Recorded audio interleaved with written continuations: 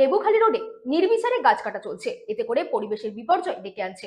উত্তর 24 পরগনার বসিরহাট মহকুমার হিঙ্গলগঞ্জের হাসনাবাদ টু লেবুখালী রুটে 20 নম্বর মোড় থেকে হিঙ্গলগঞ্জ পাওয়ার হাউস পর্যন্ত নির্বিচারে গাছ কাটা হচ্ছে। বনভূমি কর্মদক্ষ সুরজিৎ বর্মন বলেন, অতিরিক্ত গাছ কেটে ফেললে আইন আইনের পথেই চলবে।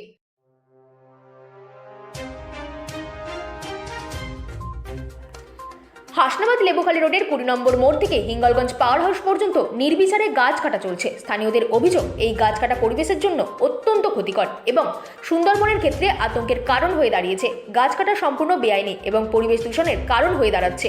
বসিরহাট থেকে হিঙ্গলগঞ্জ পাওয়ার হাউস পর্যন্ত 33,000-এর লাইন টাঙানো হচ্ছে, যার জন্য গাছ কাটা হচ্ছে। গাছ কাটার বিপক্ষে অবিলম্বে গাছ কাটা বন্ধ করার দাবি জানিয়েছেন স্থানীয়রা। হিঙ্গলগঞ্জ থানার প্রশাসন তদন্ত করছে বলেও জানা গিয়েছে।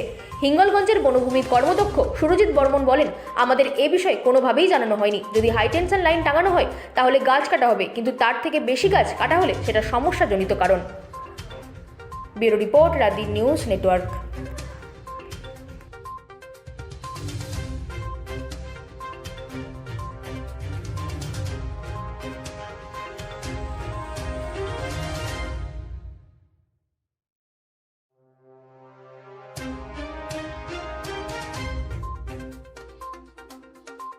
আয়নের ক্ষেত্রে তারা হাই টেনশন পোস্ট বসাচ্ছে, তার লাগাচ্ছে, সেই ক্ষেত্রে তাদের কিছু কিছু গাছ পড়ায় বাধা হচ্ছে।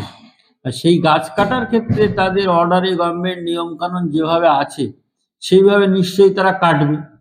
এবারে যদি তারা তার বেশি অতিরিক্ত গাছ ছেদন করে ফেলায়, নিশ্চয়ই তার প্রশ্ন উঠবে এবং সেই প্রশ্নের ফলে সমস্যার সম্মুখীন তাদের হতে হবে। এই ব্যাপারে আমাদের পঞ্চায়েত সমিতি, আমি বনভূমি কর্মাধ্যক্ষ হিসাবে বা আমাদের সভাপতি সাহেব বা বিডিও সাহেব আমাদের বিশেষ কিছু জানাননি বা আমাদের জানার মধ্যে নেই। সুতরাং এরকম একটা যদি কিছু ঘটনা ঘটে থাকে তাহলে সোজা সবটা আইনের পথেই চলবে। মঞ্চ একটা অভিযোগ করেছে নিয়ে কি বলবেন?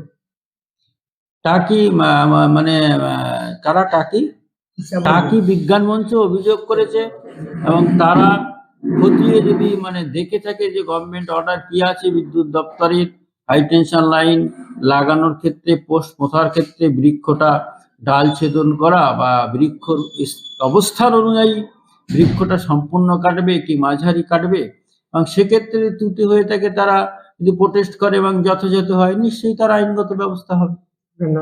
আমার নাম সুরজিৎ বর্মন, হিঙ্গলগঞ্জ পঞ্চায়েত সমিতির বনভূমির কর্মাধ্যক্ষ। শুক্রবার